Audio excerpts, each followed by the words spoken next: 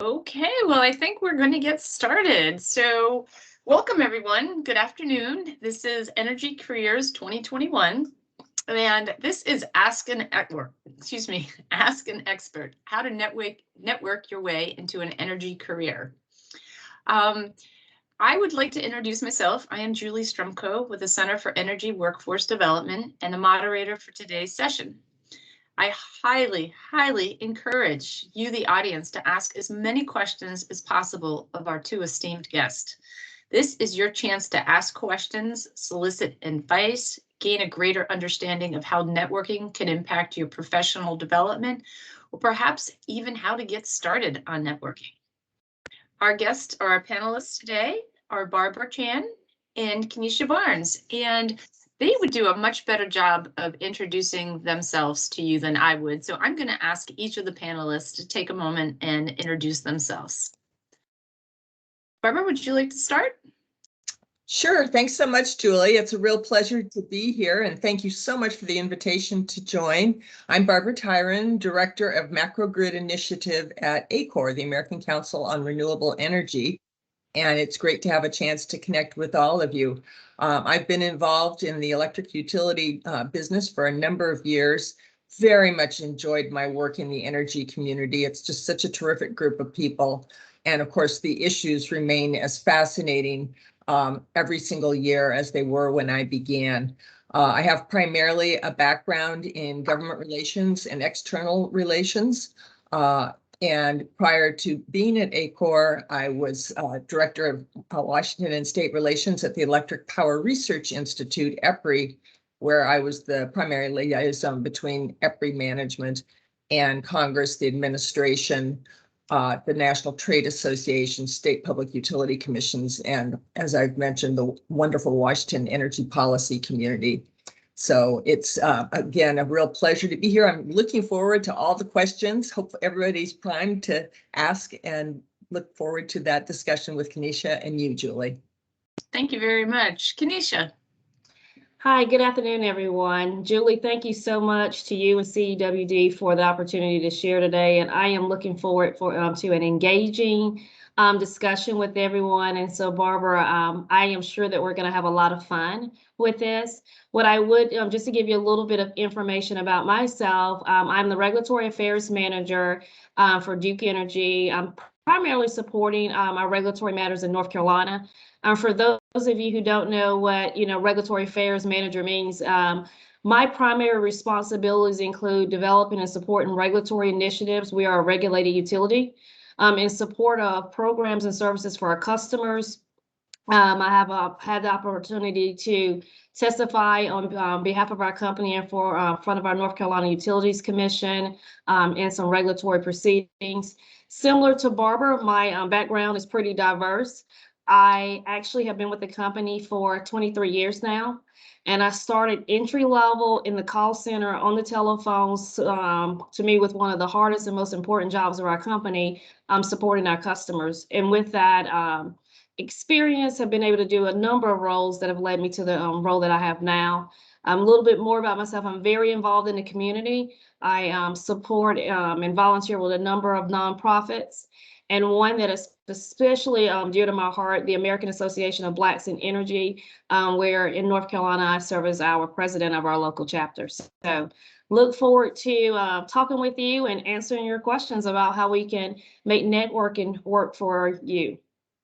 Great, thank you. One of the things I'd like to say before we get started, this session really is for you, audience. So please ask all the questions that you would like. We have two ways to do that. You can either put your question in the chat, and then I will ask the question to the panelists, or if you'd like, please raise your hand. I can call on you and you could speak with them directly.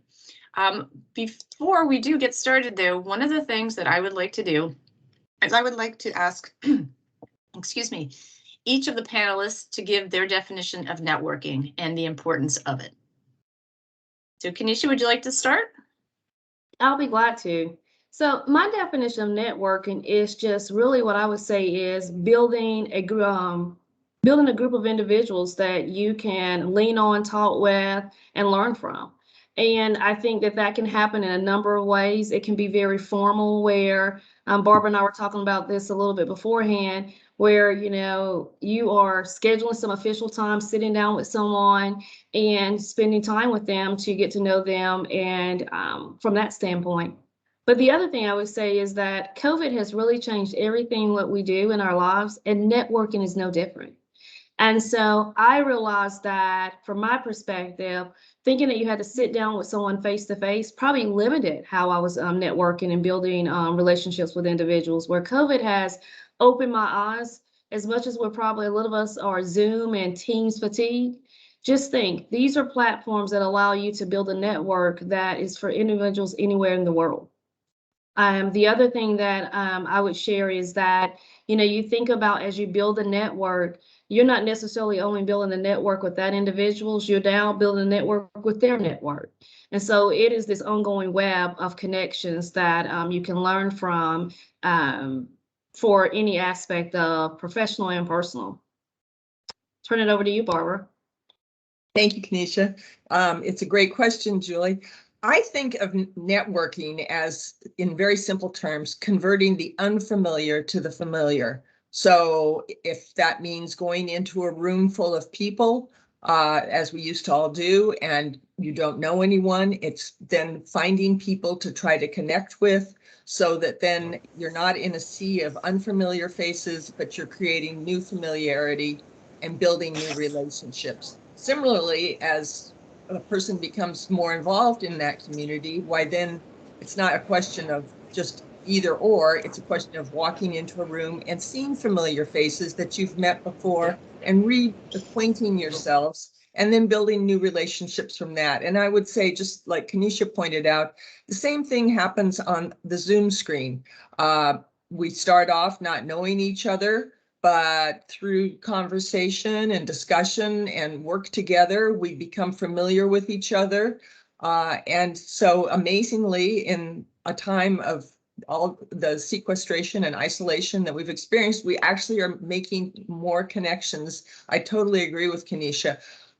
It doesn't really matter geographically or physically where you're located anymore, because you can connect with people via the internet, and that makes it so much simpler in so many ways. Great. Audience, I'd like to open this up to you. Please ask any questions that you may have. I know before we got started, Dawn, you were going to ask a question for your nephew, I think. Yeah, I was. Just wondering, when you think about networking as a frontline worker, my nephew just graduated lineman's college and looking for an apprenticeship, and how do you even get started in that, thinking of all the apprenticeships at the utilities that are available throughout America? I'm thinking Julie probably knows the answer to this question. And you too, Kenesha. Go ahead. Yeah, Kenesha, you can start and then I can follow up. Yeah, so great question, Dawn. Well, one, I'm going to selfishly ask, what state is your nephew in? Arizona. Okay, so he's in Arizona. I was going to see if he was in one of the Duke Energy service territories, but unfortunately he's not. What I will say is, you know, I do think CEWD is a great resource. I know that they have a great resource of information of what I'll say utilities that are really doing a lot of work committed to hiring frontline employees and people for apprenticeships. The other thing that I would say is there are a number of resources and tools that are out here online. Julie, I know that we've had some stuff internally that I can get over to you that we can maybe send out to the individuals, if that's a way that we can get, you know, information posted out. Dawn, I know that at Duke Energy, we, when we're hiring for line workers or apprenticeships, we post that on our website. A lot of times we post it on social media sites.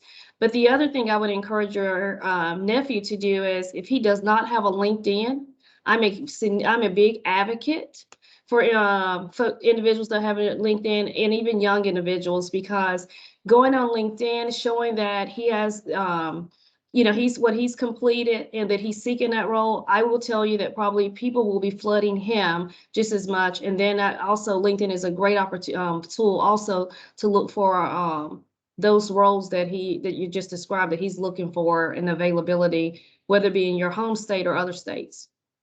Yes, and also, Dawn, at the career fair, if you go to the resource center, there should be job boards there, and then there's actually a listing of by state of what utility companies, energy companies serve that state. So in Arizona, I know there's Tucson Electric, there's several different companies, and so I'm not sure if he's here today, but if he's here today, I would highly suggest, if those companies are exhibiting, to have him go march himself right into their booth and have a virtual conversation with them and find out, are they running any lineman schools? So that's one opportunity. And then there are apprenticeships and pre-apprenticeship programs, which he can look into as well. And again, those would be posted online if he does the research, for the different Arizona companies. So that's really where I think, he should get started. I mean, he should be looking at the energy companies and contacting them directly. Okay, thank you so much. Sure. One of the things I would like to ask you ladies, and you've kind of touched on it, but it's really like the old school networking versus new school networking. Old school was where you went to a meeting, you met somebody, and now potentially you may never meet that person in person, but you're meeting them virtually and you're meeting them through LinkedIn. I think the etiquette is probably the same. The field has changed slightly. So could you just talk about social media networking and just the importance of having the proper profile and persona out there? Sure. So I think Kanisha's really already started this part of the conversation by her reference to LinkedIn. I think LinkedIn is a wonderful professional resource and a great way to find out about a variety of people and organizations and the overall community that's out there. So I try to check in on LinkedIn more than once a day just to keep apprised of what's happening. It's a great way to share information and to learn what's happening in other people's lives and in various, as I said, various organizations and companies. So that's my primary form of doing social media. I will say I've been president of the Women's Council on Energy and the Environment for the last 2 years, which meant that we had to convert all of our activities, which were primarily networking based, from in-person to virtual. I wondered how that was going to happen. But I've been really, really pleased to see that there's been a lot of information exchanged, a lot of workshops and briefings, and a lot of social and professional networking that's occurred by virtue of the internet. And I think that's been incredible. In fact, the turnout in many instances is higher than it would have been in person. And certainly the geographic breadth has definitely been broader than it would have been in person. Kanisha, I bet you have some thoughts on this. Well, yeah, a couple things I'll say, but you've touched on a number of them. But one thing I would say, Julie, when you talk about social media, I think we just want to recognize, all of us, is that each platform is a little bit different in the purpose that it serves.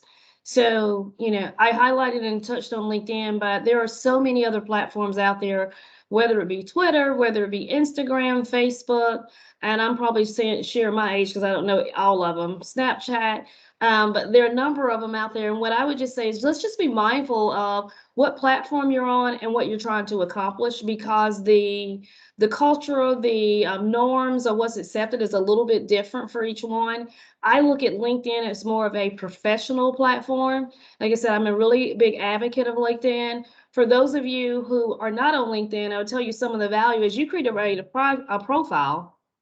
You put your high school, you can put your college, the company that you have. It'll automatically start making recommendations for people of who you should connect with based on information that you have that's similar. And so that right there, I think, is just an easy connection piece where a lot of people, I would say, probably just really connect with folks just because you sent them a connection notice.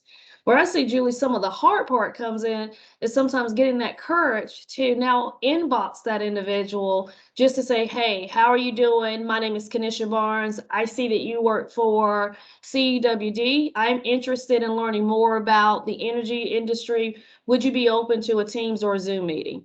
Okay. I would tell you that it's easier to do it. Everything is easier sometimes behind a keyboard. So it's easier to do it that way than sometimes face to face. But I think what you will find is you will be pleasantly surprised around the number of people who are going to say yes. Absolutely. Okay. Yes. So Absolutely.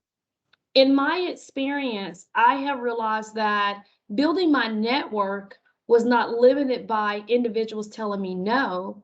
It was limited by my fear at early parts in my career of asking, thinking people were going to tell me no. People are willing to help, willing to share. And you may talk with someone on a platform, on LinkedIn or another platform, and they may say, "Hey, yeah, I don't have expertise in this, but let me connect you with someone else." And so, I just think that the platforms are really effective. I think being mindful, like I said, you're not going to have necessarily you're not going to see the same content on LinkedIn that you're going to see on Instagram and Facebook. They serve very different purposes. Not to say that you can't connect and build a network on all of them, but I think from a professional standpoint, if you're looking around careers and opportunities to connect with professionals in this industry, it's going to be easier for me, in my opinion, to do it via LinkedIn, maybe versus some of the other channels that they're not really honing in on who these individuals work for and their work experience. So we have a question from Brian. How does one make the transition into a different industry without having a network? That's almost like the chicken and the egg there. Yeah. So what I would just say is to this, Brian, you have a network. You may not think that you have a network or your network may not be, hey, I have a network of all these energy professionals. But if you're looking at the energy industry, but I would promise you, whether it be teachers, family members, or individuals that you talk with, somebody knows someone. And even if they don't, they don't know anybody particularly, I will promise you that they will know someone. Let me just give you like I said, I've been with Duke Energy for 23 years. I didn't wake up one day and say, hey, okay, I'm going to go work for this energy company to empower the lives of, individuals. I graduated from college. Recently had a child not shortly after graduating. And my mom worked at a place where someone worked in off-duty security that worked for Duke Energy. And it was like, hey, you know what? I'm looking for a job. And they were like, well, we're hiring in a call center. And so it wasn't like it was really planned out. It just happened because we were having conversation and I was expressing what I was interested in. I didn't even know this individual worked for Duke Energy. Okay. And I thought I was going to do it for a couple of years and then go work for a real company and a real industry and chase dreams. And here I am 23 years later, and it's a phenomenal company. It's a phenomenal industry. So what I would encourage you, Brian, is that don't limit yourself on, hey, they have to look like this. And from a standpoint, they have to be an executive or they have to be this. Just talk with individuals, let people know what you're interested in. And that right there will open more relationships than you probably could imagine. And Barbara, I'll turn it over to you just to see what else you want to add. You said it beautifully, Kenisha. I totally agree. I think just getting out into the environment, whether that's a in-person environment or whether that's a Zoom environment, but just getting out and connecting with people, you never know in the serendipity of life what's going to happen. It may be on the sidewalk in front of your home. It may be in the public transit system. It may be, as we said, just on the screen, but nevertheless, if you're out and about and talking with people and inquiring about them, why, it's amazing. It's absolutely remarkable how many connections can be made. And as Kenisha said, it may not be directly and specifically what you originally thought you were going to talk about or with whom you thought you were going to speak to, but it goes on and on. So it's wonderful. I think it's very exhilarating to have those kinds of relationships blossom and bloom. And it also enables everyone to learn more about each other and to increase our knowledge. Thank you. We have another question. It says, what do employers from different types of power plants look for in people to employ? And I'm not sure if that's really a networking type question. The only thing I have not personally worked in a power plant, so I would have to essentially pivot off my own experience here, which is to say that I assume that a technical background, engineering background would be very helpful. But like in all kinds of work, the ability to work with other people, the ability to learn, to grow, to be intellectually curious, to want to make a contribution to the team. All of those qualities are important, regardless of whether it's in a power plant or in an office or wherever it may be. Yes, I think that's very true. Kenesha, do you want to add anything to that? Yeah, I think what I'll say is, you think about a power plant, and Barbara, I think to your point, there's this technical aspect, but the skills that individuals may need for those from a technical standpoint can vary. I will share that. So, if there's a specific role that you're looking for that is at a power plant, I think it is doing some research to understand, hey, what are those skills that are looked at? Is there a specific background from a standpoint of education piece that is ideal? But I do think that the people aspect that are transferable skills wherever you go, of being able to work well with people, being, willing to learn are really key. Yeah, and I'd like to add it. I put a website in the chat. It says getintoenergy.com.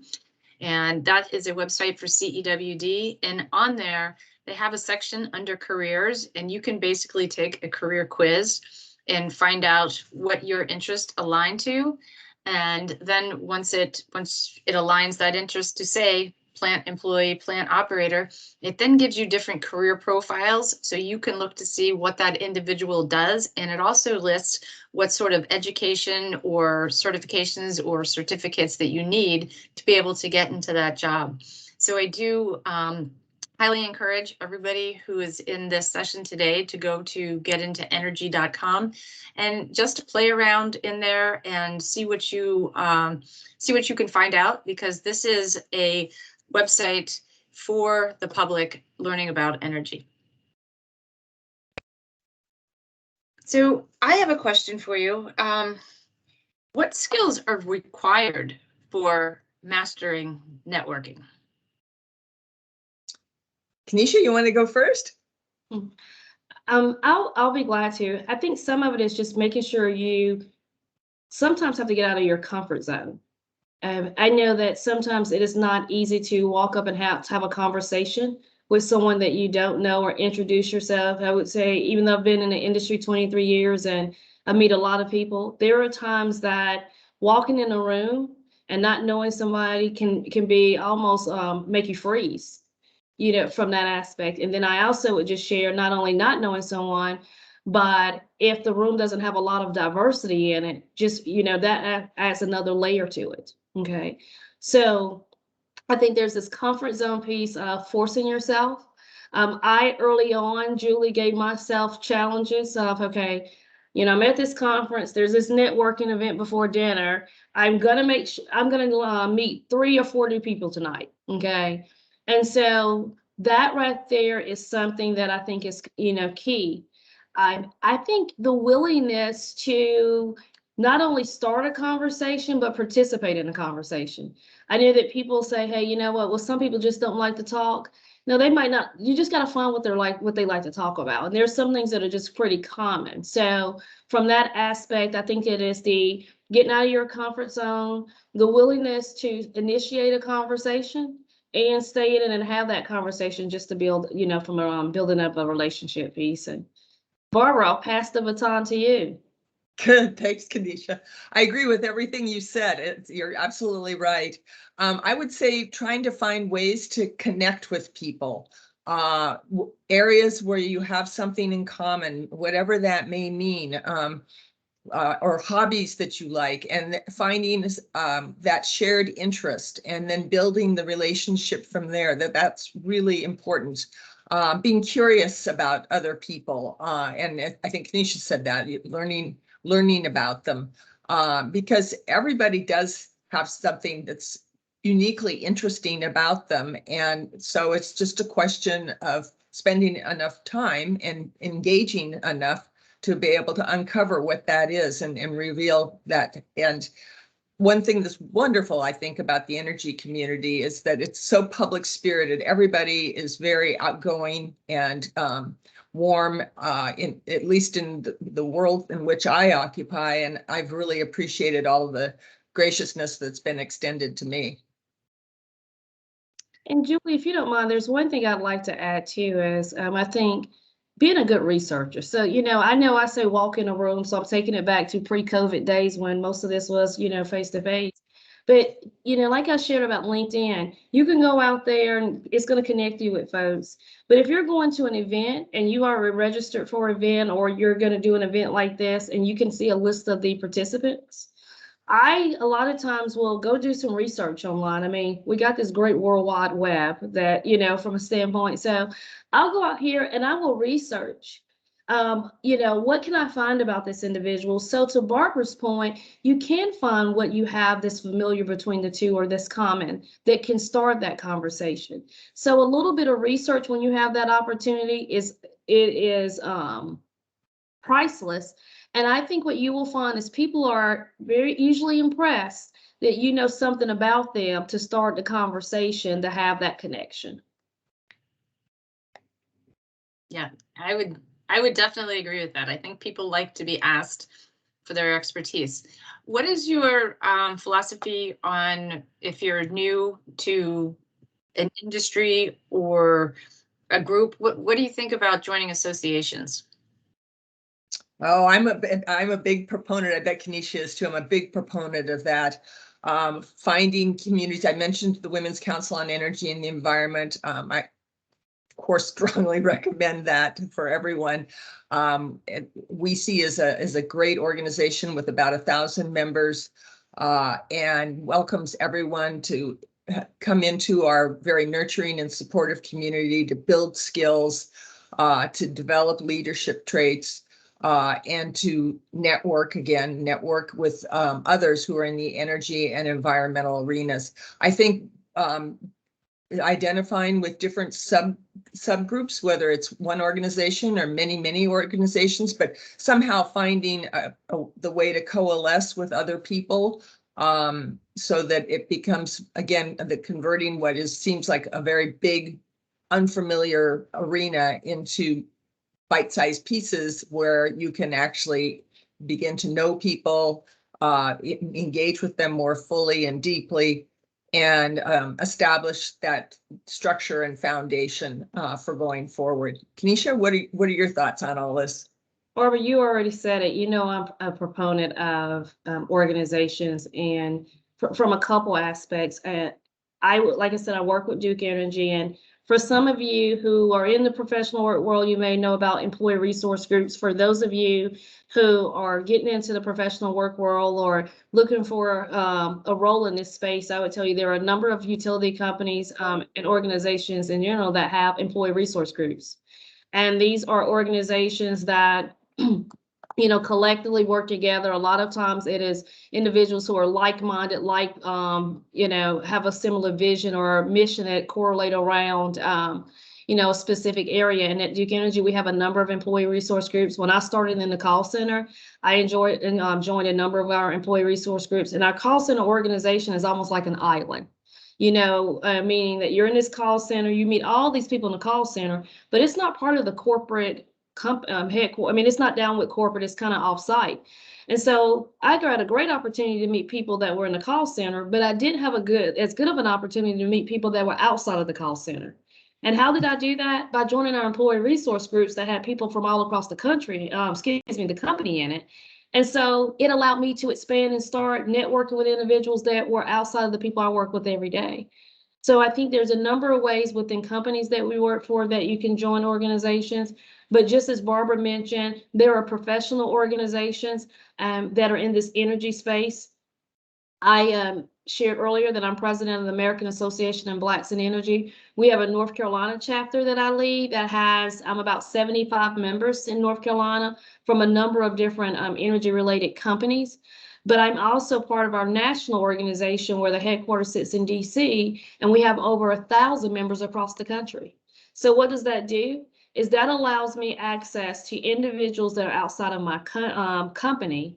And what I tell people is employee resource groups and professional organizations such as ABE, they don't compete, they complement. They both add value to build your network. One is very internally focused within your company. One is, so I'll say from description of ABE, is across the country. And so I don't think you have to choose one or the other. I think that you have to choose what works for you. But if, as you want to continue to build your network, realizing there's a bigger world outside of your company, as great as companies are. And so I'm a really big advocate for doing that. The other thing I would just share is even if they're non-energy related organizations, it's a great way a lot of times to give back to the community. And as what we talked about earlier, you don't know who you're going to meet that's going to know somebody that's going to help you make a connection. So it just all works out, and both of them, employee resource groups and professional organizations, are phenomenal tools to give back to your communities and to network. In the vein of giving back to your communities, would volunteering be a good way to build your network? It is a phenomenal way to build your network. So I will tell you, my experience has been this.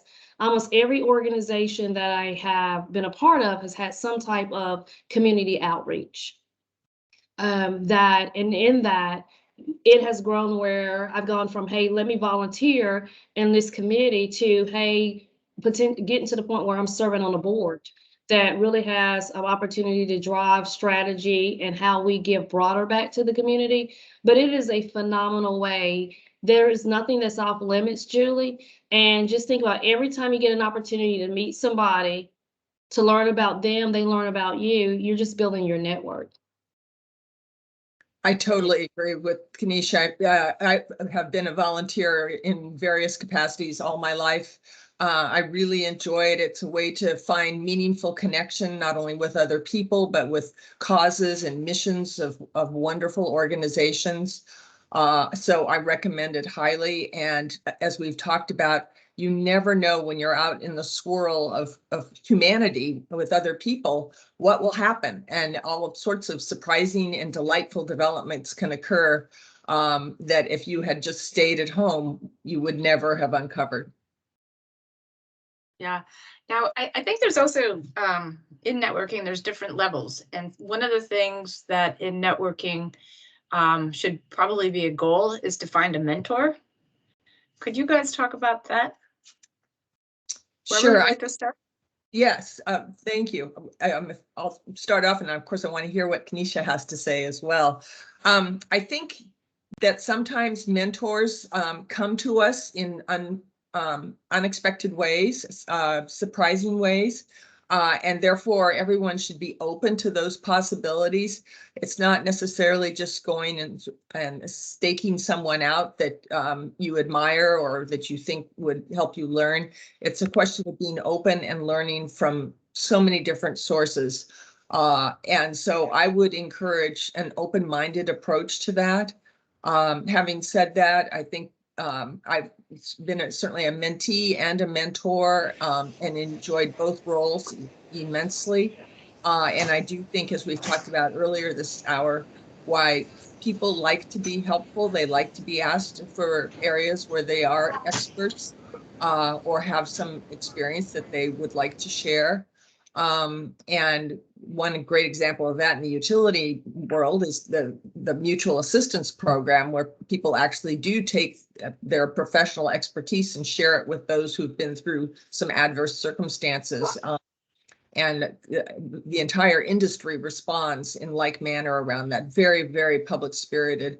So I think that imbues it into the culture of the utility industry. And so there are people who, I'm sure many people who would like to mentor or help someone when asked. Kenesha, what are your thoughts here? Yeah, so I think that's a great question, Julie, because I think mentoring provides the value of networking and getting to know someone, but also, can open a door where there is maybe a deeper exchange than just, hey, this is an individual that I'm networking with. think that if you identify, hey, I want to mentor me and I want someone who's going to be transparent with me, give me guidance, go for it.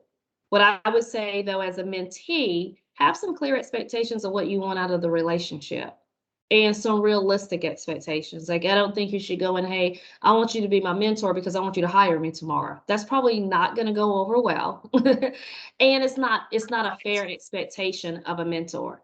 But I will encourage you to look online, think about opportunities for learning about what the role of a mentee is versus a mentor. I've had people tell me, well, just tell me what you want. And I'm thinking, I don't know what I want. Okay. And a lot of times you don't know what you don't know.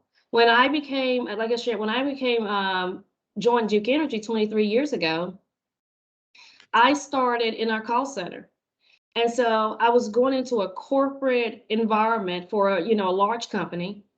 And neither one of my parents worked in corporate America. So that itself was just a culture shock, just from a standpoint of, I just didn't grow up in a household that talked about corporate America that was able to share those experiences. And so sometimes people are presumptuous that everybody comes to the table with the same background and same experiences. So they're going to know what they want from a mentor. They're going to know what they want from a sponsor or an advisor. And I start hearing these words and think, I don't even know the difference between the two versus, what Webster says they are, much less how I build that relationship. And so with that right there, it'll come, but it's going to take some research. I've had to pick up some books and say, okay, help me understand the difference between a mentor and a sponsor and advisor. But the other thing, Julie, what I would share is that you go into someone saying, hey, I want you to be my mentor. And from this, what I would like to gain is A, B, and C. I would like you to help me with A, B, and C. And getting those clear expectations or asks allows people to say, hey, do I have the capacity to do this? Or are you asking me for more than I have the capacity to do based on other challenges? But with that right there, I encourage you getting a mentor. I encourage you to think about what you want. And if you don't know, and maybe you all know a lot more than I did when I was getting into this 23 years ago, which I would say kudos and I'm happy for you. But I had to go look up and say, okay, what makes sense? I don't want to ask somebody for, to shoot for the sky when I should be somewhere else. But do that research, and those are relationships that will be valuable. Last thing I'll say, Julie, on this is that there are some formal mentor relationships and there's some informal. So there are some that, hey, we have a formal relationship. This is what I'm asking for. We're meeting on a formal basis, maybe once a month or once every other month. But then we have some individuals who are informally mentors for me for life. I'm having transparent conversations, and it's very natural, but it's not as formal where we're structured to meet every so often at this certain time. And I will tell you that I think both of them are just as valuable. Great. That's a lot. And it's, I think it's really important to anybody's personal growth in a company, and especially if you're new to the industry, or if you are a young person, or actually there's probably no words. It's probably really good for everybody at every stage of their development.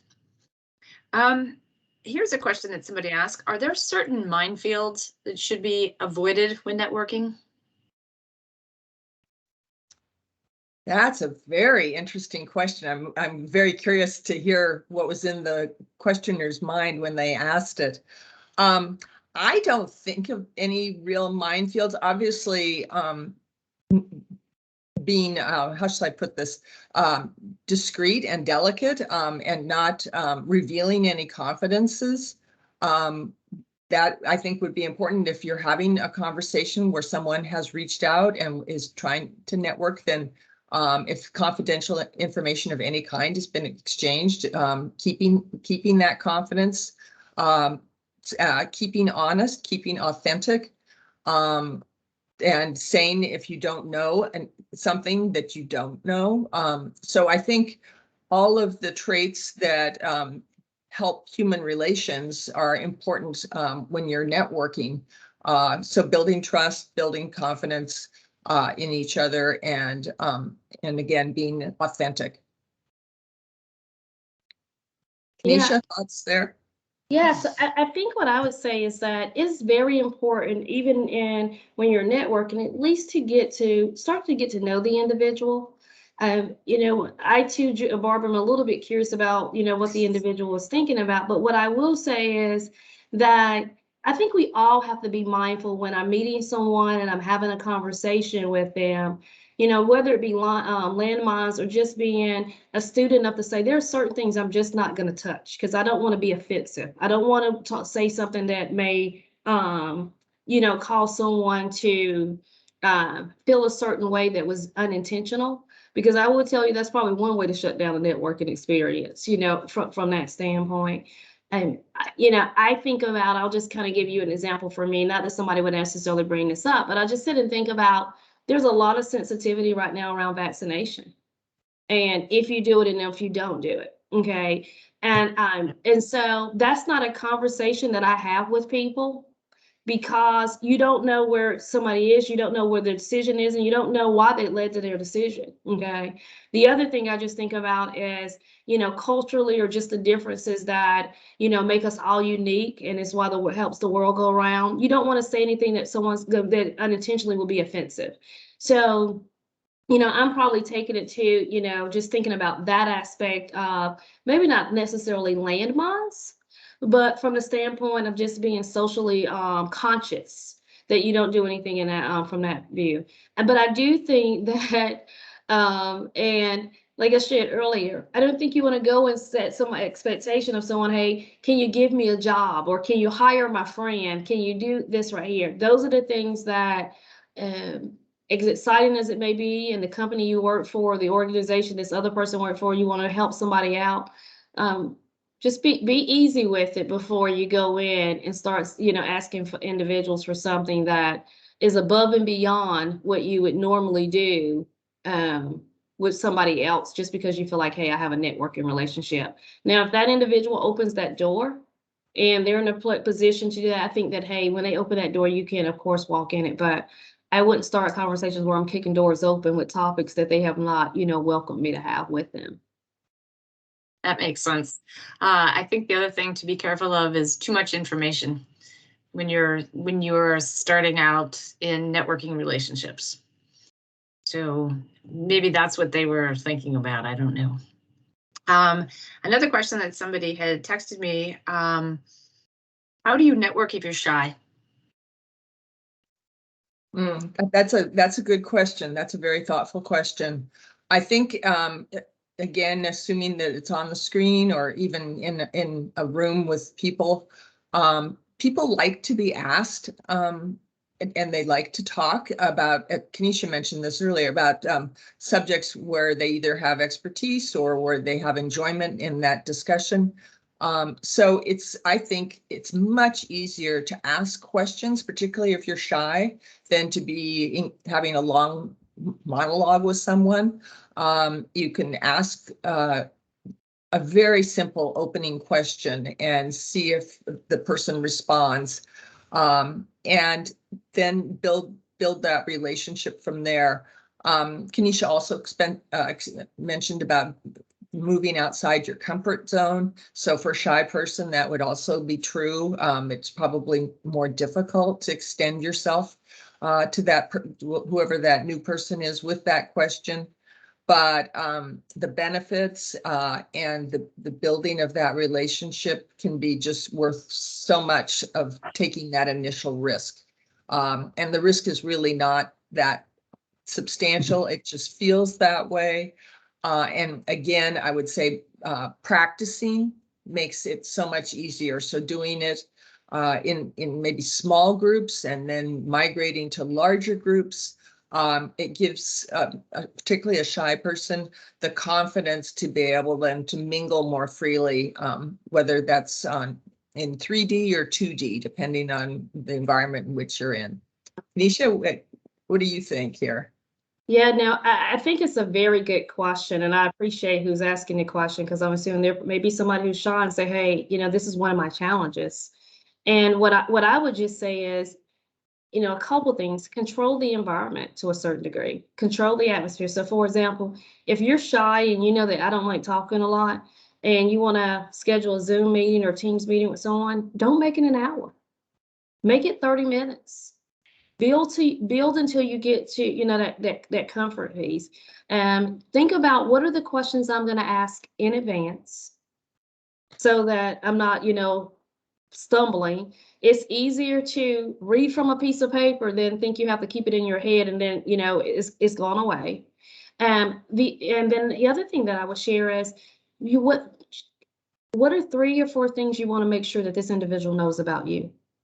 I know that my family tells me all the time, I don't meet a stranger. And to, you know, part of that is true, but this is not how it always is. And so practice makes perfect. Or you're getting working towards it, not necessarily perfect, but the more you do it, the more you're going to feel comfortable. And the last thing I would just share, Julie and Barbara, to the end in response to the question is, there are people that you are comfortable talking with. There are individuals that you are comfortable talking to. Work with practicing with them from that standpoint. I remember when I was going through some coaching internally at Duke, and I told this individual, well, in these meetings, I speak up, but in these meetings, I don't speak up, you know, from that standpoint, because I was fearful or reserved in certain settings. And, you know, the person had to help me change how I think about it. So if you're shy or if you're reserved, you know, what is it that leads you to not wanting to share? And just think about that and, you know, address it. And like I said, practice with family or friends that you're comfortable with. And then when you go have a conversation with Barbara or Julie, when you're looking at those individuals, just make sure you look at your mom or, you know, somebody in your family, and it'll be just as comfortable. That's a great answer. Now we have a little bit of time, but we've talked a lot about LinkedIn. What is the proper way to reach out to somebody on LinkedIn if you have no connection to them?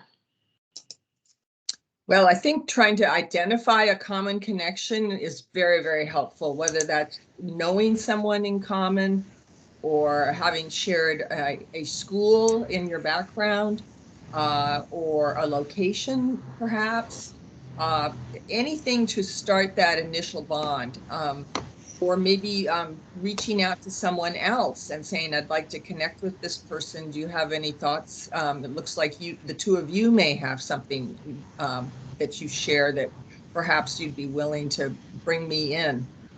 So I think that's a wonderful way. I mean, that's the beauty of LinkedIn, is that we all really, at the end of the day, have some connection that we just have not yet uncovered. And so revealing that is what's very, very rewarding and gratifying in building relationships. Kenesha, I bet you've got some good ideas here. Well, what I would just say is it's a comfort level, but especially if you're messaging individuals. Now, if you're connecting with individuals and you send that connection request, if somebody doesn't respond immediately, don't think, oh, they don't want to be my connection. Everybody isn't on LinkedIn as, you know, frequently as, you know, some individuals. But it is a comfort level. I remember the person who was our past president of our North Carolina chapter of AID wanted somebody to come and speak. And it was an individual that had written a book, got all these awards for, and so she said, I'm just going to send him a message on LinkedIn. I said, and say what? Like, you don't know this guy, you don't know this individual. And she was not scared to send a message to anybody. She would send a message to the president of the United States if she could. I mean, she didn't have any reservation. Okay. And so with that right there, yes, it's just, hey, what do I have to lose? What bad thing is going to happen because I'm asking this individual to maybe have Zoom coffee with me? But if you're not on LinkedIn, and Barbara has touched on this, and you know, as far as connections is, when you go in on LinkedIn and you start connecting with people, the technology behind the system is phenomenal. They don't start recommending you to people, recommending people to you. You'll be able to go search for somebody's name and I'll pull it up and it'll tell me, oh, you and this individual have these common mutual connections. It'll tell you that, you know, these are colleagues of yours that used to work at this company right here. I mean, there's just a lot of analytics where it'll do some connections with you. So I just would encourage you, create a LinkedIn, if you don't have one, the first 3 people that you should be connecting with is me, Julie, and Barbara. So hopefully you can say, hey, from CEWD, we're connecting.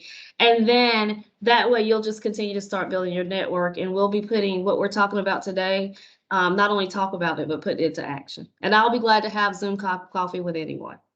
That's great. So for everybody in the audience, I just put in a LinkedIn page, and that is for Energy Careers 2021. And if everybody goes there, they can see everybody that has put their or linked to this group. And so you're going to have access to all of those people. And so that is a great way to get your network started. I'm on there. Barbara, Kenesha, are you on there? You will be. Yes. But that's just a great way to get your network started. If you were at any other sessions today and one of the speakers that you resonated with or you wanted to ask more questions with, and they're in there, the reason that they're in there is because they said that they would be willing to have a conversation with you, a virtual conversation.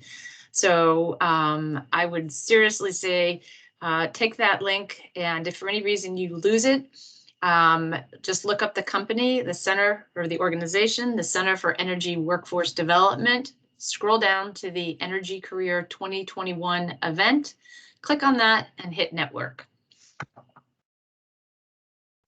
So do we have any other questions from the audience?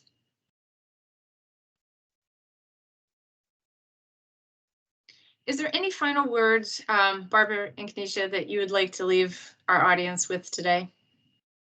Sure, absolutely.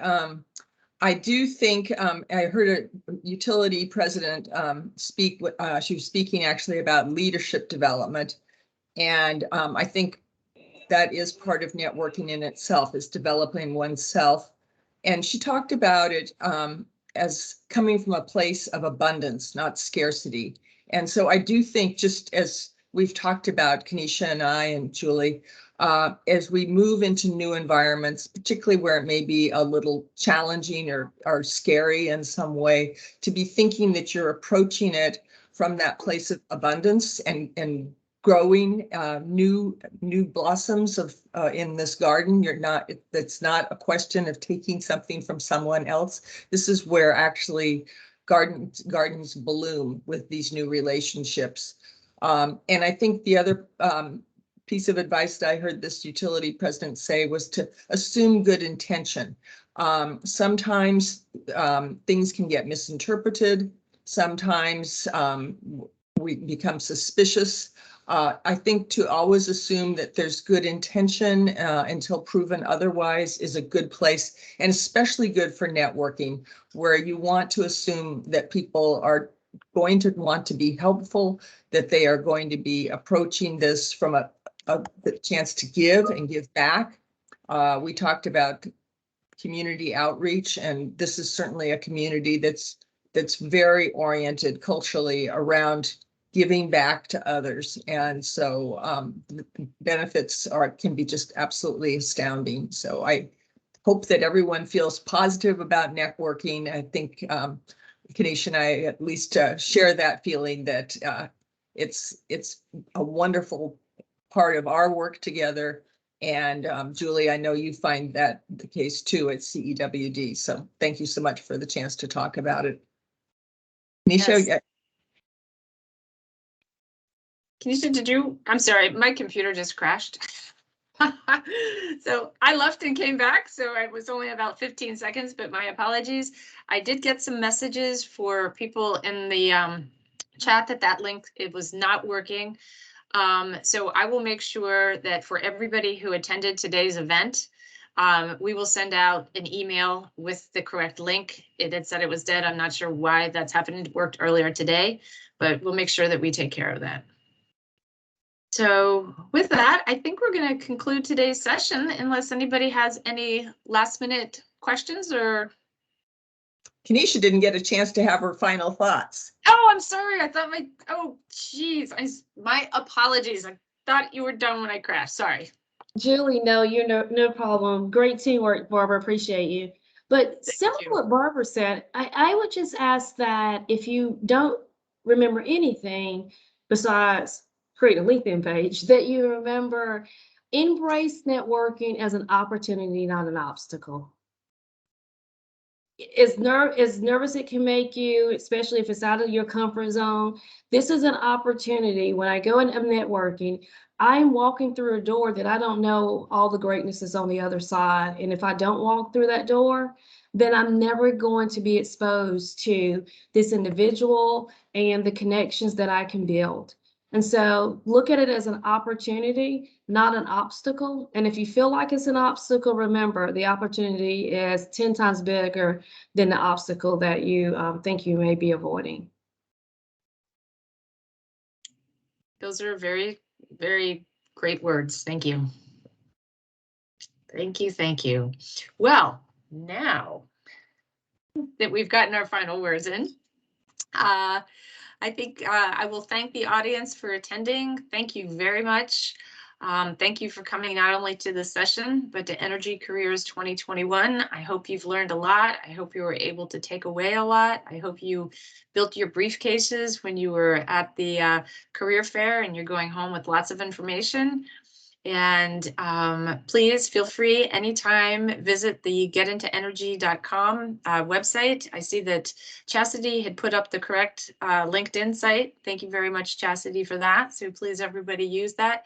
And we'll make sure to get out emails to everybody with all the important information that we want them to have as well.